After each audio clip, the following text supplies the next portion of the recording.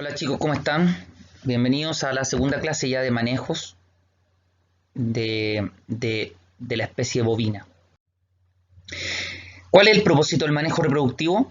Bueno, hay dos formas de verlo. Primero, decir que es lograr el mayor porcentaje de preñez y un número mayor de kilogramos de ternero destetado por vaca de un rebaño. Ese vendría siendo el manejo reproductivo cuando nosotros hablamos del tema de venta de carne. Lo mismo podríamos decir, también puede expresarse como número de kilogramos de ternero producidos por hectárea, ¿cierto? Para lograr este propósito es fundamental que tengamos a todos los animales identificados y obviamente todos los terneros que nacen tengan una identificación. Dejar anotado, tener un registro de las fechas de parto, las características del parto, el número de la cría, el peso al nacimiento, el sexo, dificultades al parto si las hubo, por ejemplo, ¿ya? Evaluación de parámetros reproductivos. Diagnóstico de la preñez.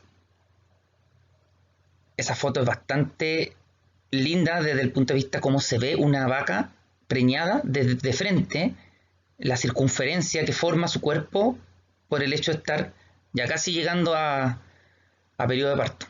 Posterior al encaste es importante realizar el diagnóstico de la preñez. Yo les decía a ustedes que debemos calcular cuántas quedaron preñadas y cuántas no quedaron preñadas. El objetivo siempre es obtener un alto porcentaje de hembras preñadas, cerca del 90-95%. ¿Cómo se hace? Muchas veces por palpación rectal. A veces también usan ecografías, ecógrafos, normalmente para la producción porcina. Muchas veces se usan ecógrafos y también en vacas también se ocupa. Otra evaluación o otro parámetro es los terneros nacidos vivos. Número de terneros nacidos vivos después de las 24 horas de paridos. Eso se debe anotar, hay que tener la anotación de eso. Abortos y muertes pueden alcanzar el 3% y hasta ahí se considera como normal. Un buen porcentaje de terneros nacidos vivos se da del cerca del 97%. Otro parámetro, terneros vivos al destete. No todos los terneros llegan al destete. Estas pérdidas pueden alcanzar alrededor del 2% y se sigue considerando como normal. Peso de terneros al destete. Los kilogramos al destete tendrán directa relación con el número de terneros destetados y los kilogramos de cada uno. En este parámetro influirá directamente la aptitud materna de la madre, la condición corporal y la calidad de la pradera.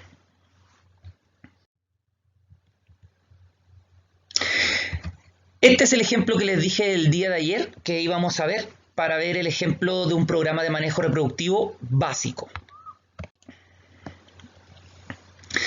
Vamos a dejar que programado el encaste en el año, desde el 25 de octubre al 25 de diciembre, ¿cierto? 60 días. Eso es del año anterior al año productivo o reproductivo que estamos. El parto entonces se tendría que dar entre el 1 de agosto y el 30 de septiembre del año en curso, ¿ya? Luego viene un registro de partos e identificación de las crías.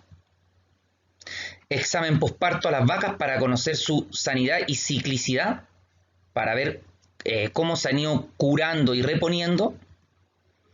Luego va a venir nuevamente un encaste con introducción del toro desde el 25 de octubre al 25 de diciembre. Si ustedes se dan cuenta, la última vaca que tuvo el parto fue el 30 de septiembre, o sea, tiene casi todo octubre para poder recuperarse, lo que es un tiempo de un mes más o menos, lo habíamos visto el día de ayer.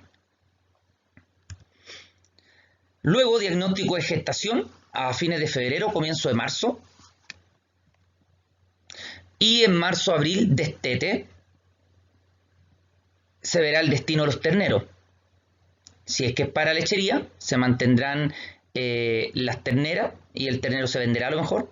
Si no, si es para carne, se llevarán destino a etapa de transición o engorda, o la etapa en general conocida como la recría. Luego, evaluación de resultados, análisis del destino de las vacas, si las vacas seguirán siendo reproductoras, si ya están muy viejas no. Manejo de las vaquillas. Las vaquillas, como lo habíamos ya hablado en la clase pasada, son la base de reposición de las vacas eliminadas una vez que se terminó su ciclo reproductivo. En este caso, normalmente suele suceder después de los 8 años en que ya la vaca les cuesta mucho más quedar preñada, pasan a ser parte de ese porcentaje de vacas que normalmente no queda preñada en la temporada de encaste, entonces se suelen eliminar y con eso entonces reponer con vaquillas.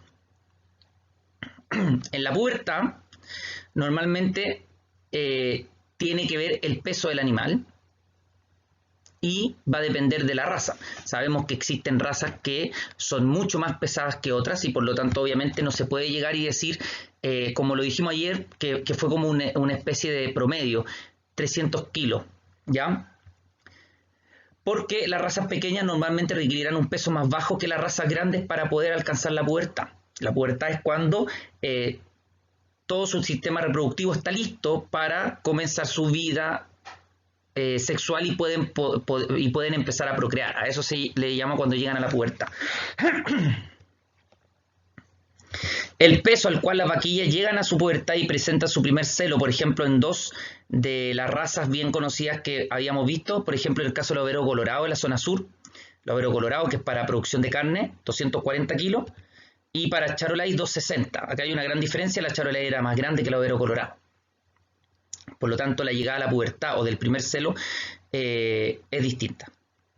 Mientras antes se separen los terneros de las terneras, cuando nosotros los tenemos juntos en un sistema productivo, obviamente vamos a evitar que ocurran sucesos que no queremos, por ejemplo, preñez indeseada y prematura, ¿cierto? Normalmente la vaquilla no está preparada todavía en su primer celo para ser reproductiva. En general, el primer celo en vaquillas se presenta cuando éstas alcanzan alrededor del 40% del peso adulto. Ahí se presenta el primer celo.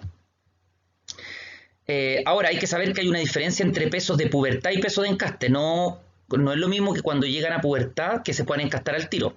Normalmente tienen una diferencia. Por ejemplo, aquí tenemos la Hereford, la pubertad la agarra a los 260 kilos y el primer encaste se hace a los 280. ¿Para qué? Para que en el primer parto ya tengan 400 kilos. La Angus 260, 280 y 400, igual. Holstein 272, 340, 500. El peso adecuado para cubrir las vaquillas es cuando éstas alcanzan el 60% del peso adulto. ¿Ya? Eso es importante también. Por lo tanto, se ve desde el punto de vista del peso. Esto que ustedes ven aquí a continuación es edad y peso más indicados para el primer servicio. ¿Ya? Normalmente va a depender obviamente de cuando alcancen el peso mínimo para ser servida. Yo les decía que se tienen que preparar, el cuerpo tiene que estar preparado para poder llevar a cabo un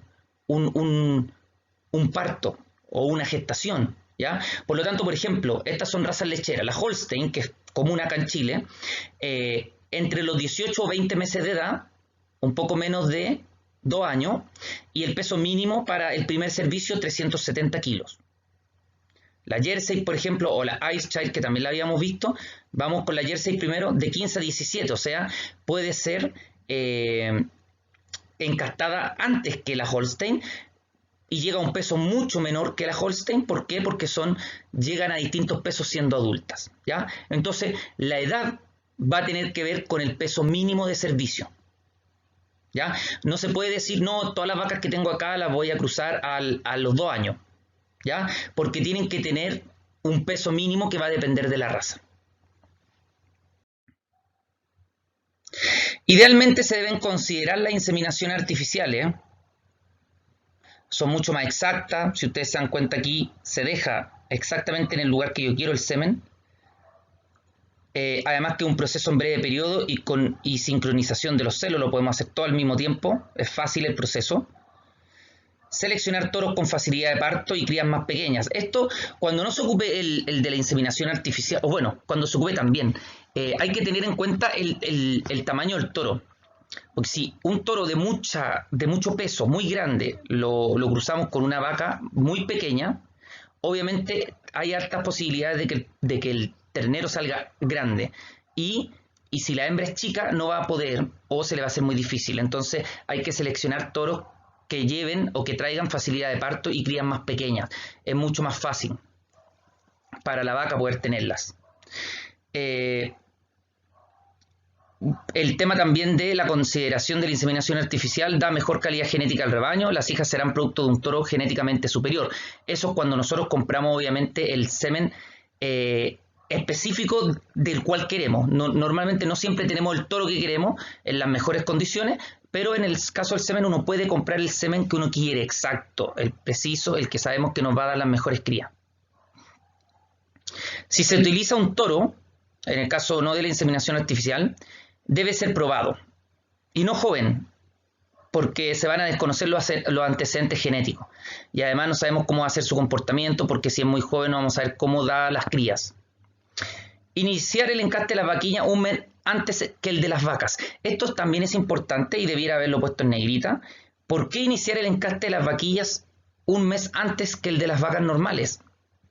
Ya que luego de su primer parto presentan un puerperio más largo y ciclan más tarde que vacas adultas.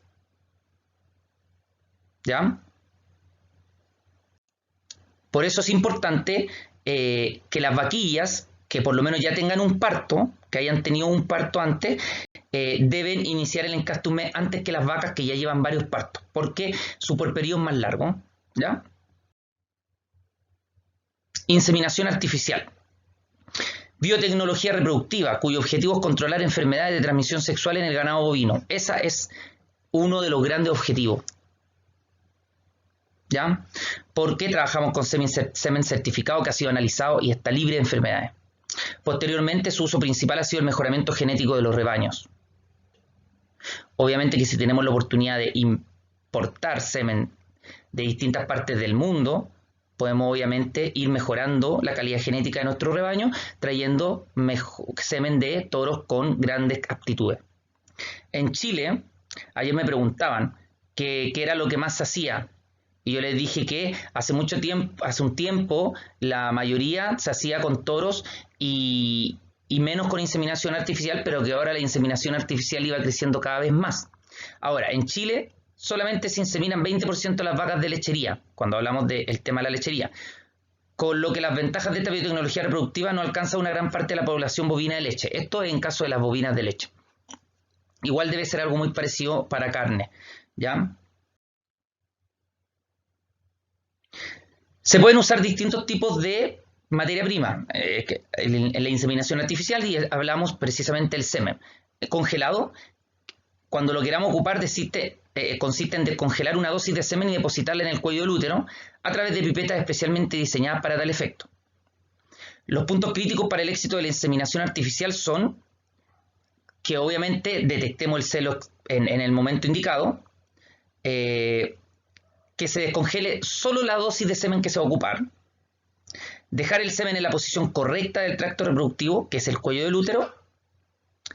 La ovulación se produce 10 a 12 horas luego que terminan los signos de celo, o sea, cuando comienza la tercera etapa del ciclo estral.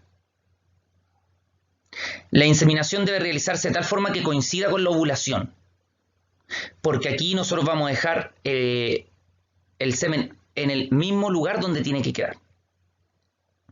En forma práctica, aquellas vacas que se observan en calor en la mañana, por ejemplo, o que están en celo en la mañana, deben ser inseminadas en la tarde, y las que se les observa que entran en calor en la tarde, deben ser inseminadas a la mañana siguiente. ¿Ya? Ese también es otra forma de decirlo, de cuando uno dice que los animales están entrando en calor, quiere decir que están en celo. Y vamos a dejar el título entonces listo para la próxima clase, la próxima semana, que tiene que ver con el tema de la cubierta, pero de las vacas ahora, no de las vaquillas como vimos en la clase de hoy día. ¿Ya? Así que nos vemos, chicos, que estén muy bien.